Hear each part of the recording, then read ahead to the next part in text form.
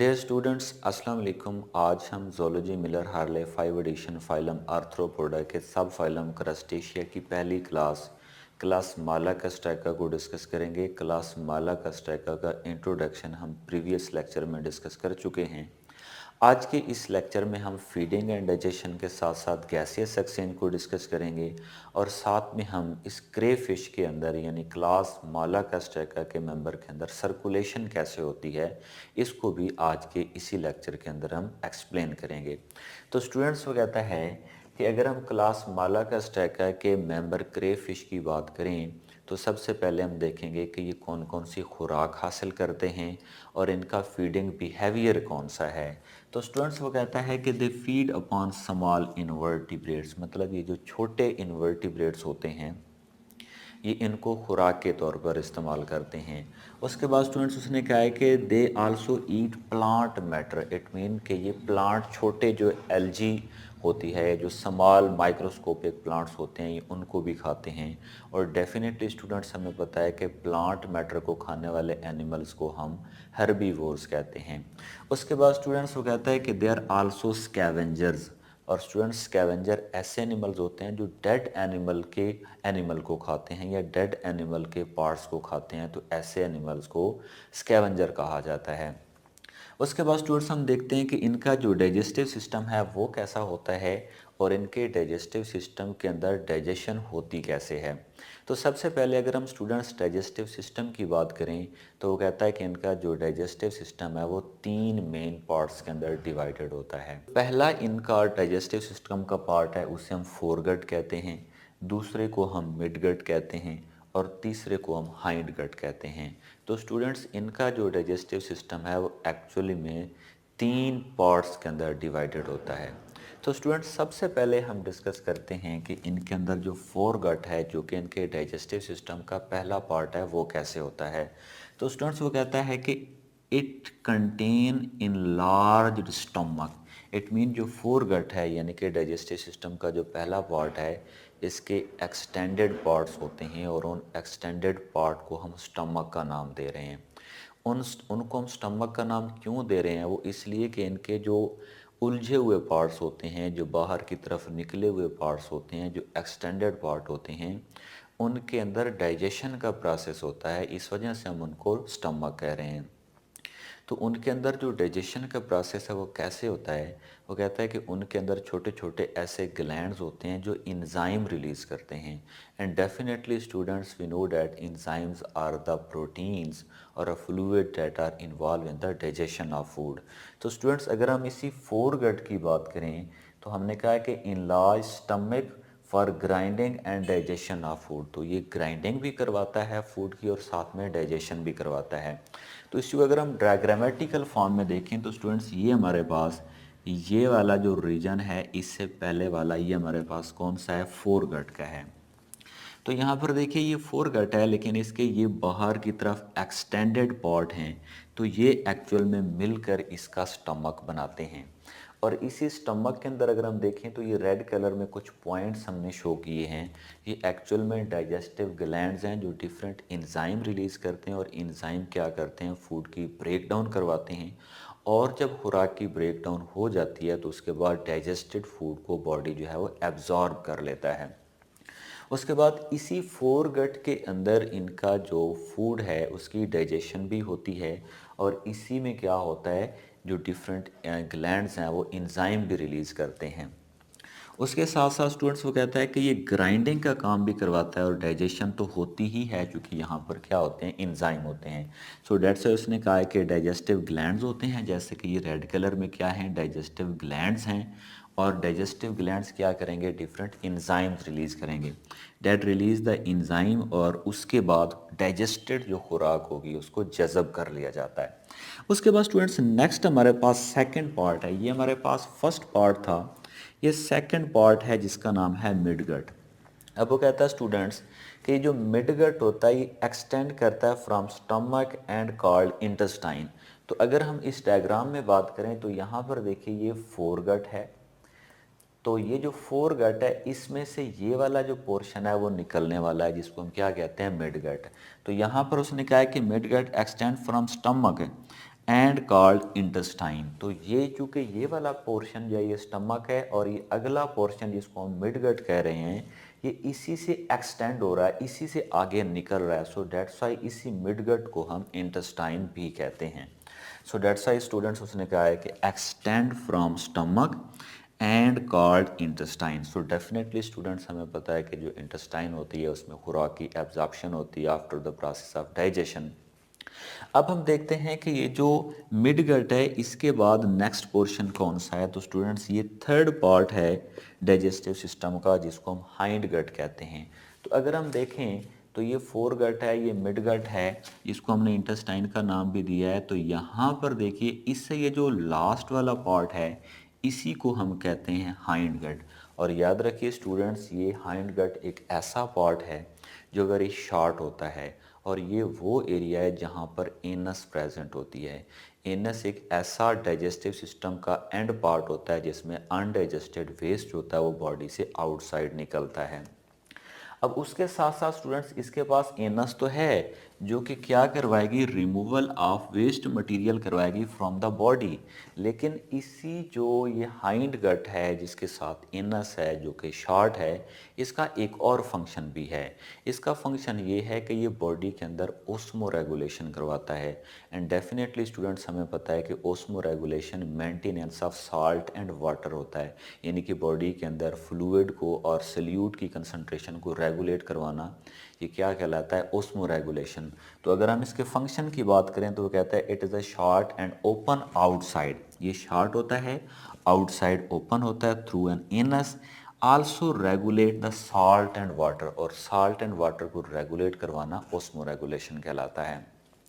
उसके बाद स्टूडेंट्स हम देखते हैं इसके अंदर दूसरा सिस्टम जिसको हम क्या कहते हैं, गैसियस एक्सचेंज।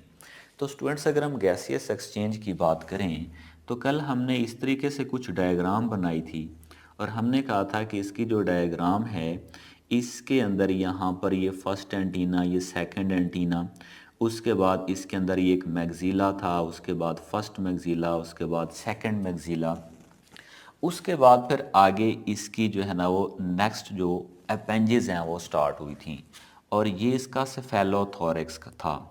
उसके बाद ये वाला एब्डोमिनल रीजन था, यहाँ पर लास्ट टेल्सन थी और उसके बाद यहाँ पर यूरोपोड्स थे। अच्छा स्टूडेंट्स, जब हमने इसकी डायग्राम को वहाँ पर बनाया था तो हमने कहा था कि इसकी ये जो लेग्स होती हैं इनके साथ कुछ स्ट्रक्चर्स होती हैं जिनको हमने गिल्स का नाम दिया था। तो एक्चुअल में हमने पिछले लेक्चर में डिस्कस किया था कि gills are involve in the gaseous exchange.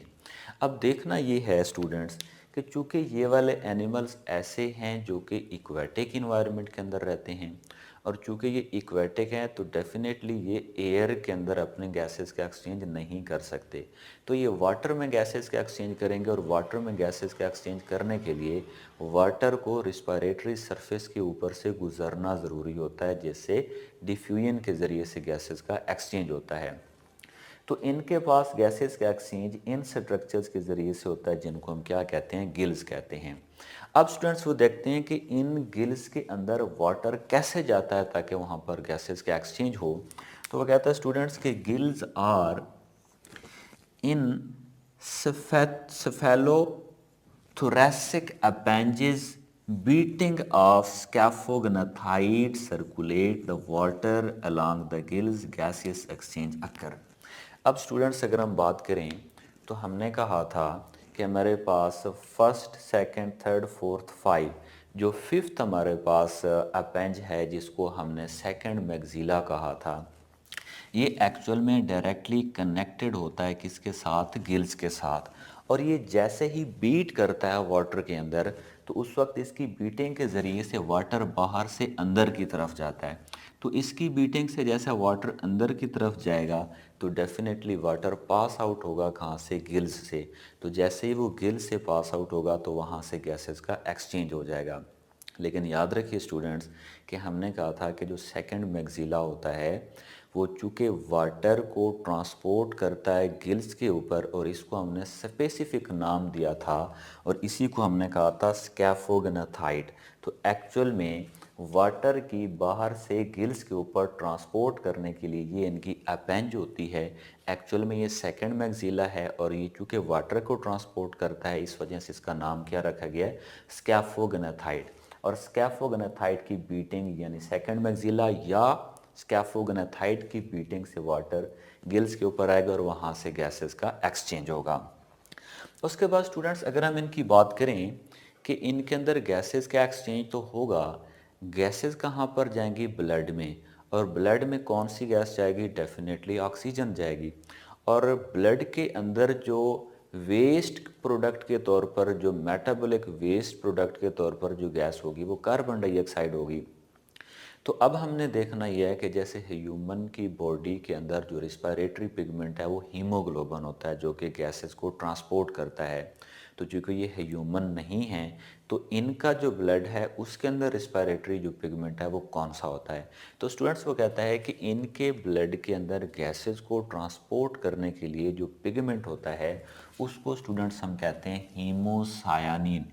हीमोसायानिन actual में इनकी बॉडी के अंदर रिस्पायरेटरी पिगमेंट है जो कि गैसेस को डिफरेंट बॉडी के पार्ट्स के अंदर ट्रांसपोर्ट करता है। और ये हीमोसायानिन जो है वो ये हल होता है, डिज़ोल्व फॉर्म में होता है ब्लड के अंदर।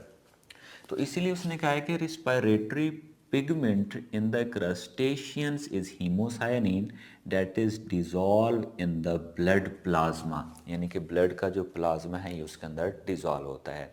नेक्स्ट स्टूडेंट्स हम देखते हैं कि इनके अंदर जो सर्कुलेशन है वो कैसे होती है। तो स्टूडेंट्स अगर हम प्रीवियस लेक्चर को रिमाइंड करें तो हमने कहा था कि इनका जो फर्स्ट रीजन होता है हेड और थोरेक्स, ये दोनों फ्यूज्ड होते हैं। इसके ऊपर एक कवरिंग होती है जिसको हम कैराविस कहते हैं। लेकिन इंटरनल साइड पर अब अगर हम देखें तो बॉडी की जो लोअर साइड होती है उसे वेंट्रल कहते हैं, जो अपर होती है उसे हम डार्सल कहते हैं। तो इसका सेफेलोथोरैक्स रीजन का जो डार्सल पोर्शन है यानी कि जो ऊपर वाला पोर्शन है, यहाँ पर इनके अंदर एक मस्कुलर हार्ट मौजूद होता है। तो ये क्या चीज़ है, ये एक्चुअल में स्टूडेंट्स इसके अंदर हार्ट है। एंड डेफिनेटली हम जानते हैं कि हार्ट किसी भी बॉडी का पंपिंग आर्गन होता है जो बॉडी के फ्लूइड को बॉडी के डिफरेंट रीजन्स के अंदर ट्रांसपोर्ट करता है। तो वो कहता है कि कुछ ऐसी ब्लड वेसल्स होती हैं जो फ्रंट की तरफ इस हार्ट से निकल कर जा रही होती हैं। तो हम ये कहेंगे कि some blood vessel run from heart to anterior region. Anterior mean head side वाला। तो कुछ ऐसी ब्लड की वेसल्स हैं जो कि मूव करेंगी फ्रॉम हार्ट टू एंटीरियर, और कुछ ऐसी होंगी जो कि मूव करेंगी फ्रॉम हार्ट टू पोस्टीरियर यानी कि बैक साइड पर। उसके बाद जब यानी कि एंटीरियर भी ये मूव करेंगी, पोस्टीरियर यानी कि फ्रंट वाली साइड पर भी जाएंगी, बैक साइड पर भी जाएंगी। उसके बाद ही आगे छोटी छोटी और नालियों में ब्रांच हो जाएंगी।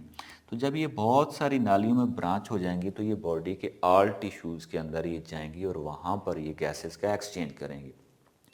गैसेस का एक्सचेंज कैसे करेंगी कि वहाँ पर ये ऑक्सीजन को ट्रांसपोर्ट कर देंगी और कार्बन डाइऑक्साइड को वहाँ से कलेक्ट कर लेंगी। अब जब ये डीऑक्सीजनेटेड ब्लड को कलेक्ट करेंगी तो डीऑक्सीजनेटेड ब्लड आ जाएगा इनके गिल्स के अंदर। और गिल्स के अंदर चूँकि वाटर ट्रांसपोर्ट कर रहा होता है तो गिल्स में कार्बन डाइऑक्साइड वाटर में चली जाएगी और वाटर से ऑक्सीजन ब्लड में चली जाएगी। और गिल से होता हुआ ब्लड फिर से कहाँ, हार्ट में चला जाएगा। हार्ट से फिर एंटीरियर पोस्टीरियर फिर बॉडी के डिफरेंट पार्ट्स में, वहाँ से डीऑक्सीजनेटेड होकर फिर गिल्स में, गिल्स से फिर हार्ट में। इस तरीके से इसके अंदर सर्कुलेशन का जो प्रोसेस है वो चलता रहता है। तो स्टूडेंट्स उसने कहा है कि इसका जो सर्कुलेटरी सिस्टम है वो बाकी आर्थ्रोपोड की तरह होता है। मस्कुलर हार्ट होता है इसके अंदर। ये कहाँ पर होता है, सेफेलोथोरैसिक रीजन में, यानी कि इस रीजन में। इसे जो बाद वाला रीजन है एक्चुअल में एब्डोमिनल रीजन है।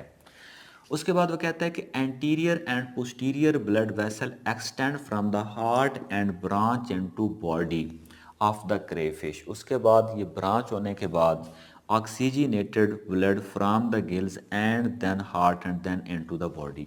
तो जैसा कि मैंने आपको रूट बताया है कि ऑक्सीजनेटेड ब्लड बॉडी में जाएगा, बॉडी से होता हुआ गिल्स में जाएगा, गिल से ऑक्सीजनेटेड होकर फिर जाएगा हार्ट में, हार्ट से फिर ये बॉडी में जाएगा, बॉडी में डीऑक्सीजनेटेड होगा, डीऑक्सीजनेटेड ब्लड फिर से गिल्स में आएगा, चूँकि वहाँ पर रिस्पायरेशन या गैसेस एक्सचेंज का प्रोसेस होता है। इस तरीके से इसके अंदर जो सर्कुलेटरी रूट है वो चलता रहता है।